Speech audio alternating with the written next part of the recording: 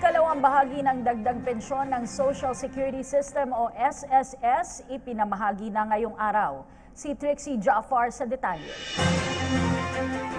Malaking bagay para sa mga regular SSS pensioners ang additional pension na inaprubahan ni Pangulong Rodrigo Duterte.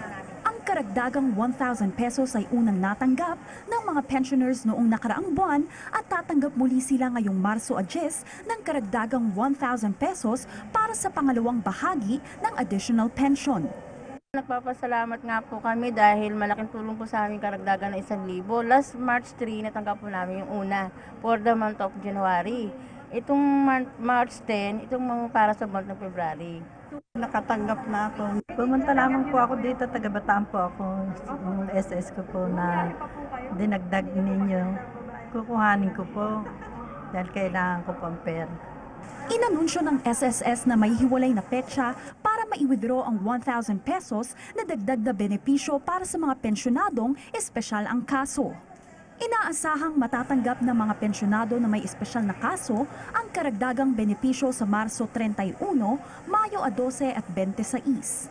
Ayon kay SSS President and CEO Emmanuel Dook, mula sa 2.4 million pensioners noong Enero ay halos 30,000 ang dagdag sa listahan para sa mga benepisyaryo ng Pebrero.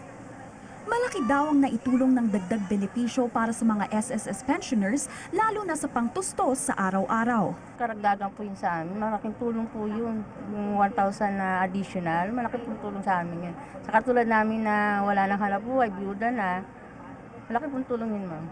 Malaking tulong yun kasi ako na lang, wala naman akong katulong sa buhay kundi ako lang. Kaya malaking tulong na rin yun. Yung mga pambili ko ng mga halimbawa gamot o kaya pambili ng mga prutas, may edad na rin ako 73. Kaya kailangan ko yung mga supplement. Ang reaction ko, katulad rin ng maraming mga senior, masaya kami na dagdagan. Masaya kami may increase ang SS sa lahat ng mga senior citizen. Malaking tulong yan sa amin.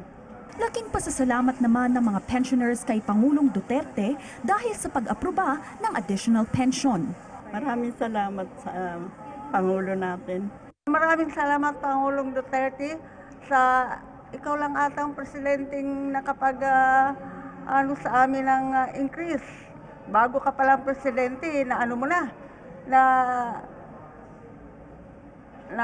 nang bigyan kami ng increase. Diba? Inaasahang tataas pa ang bilang ng mga pensyonadong makikinabang sa karagdagang benepisyo mula sa SSS. Para sa PTV News, Trixie Jaafar.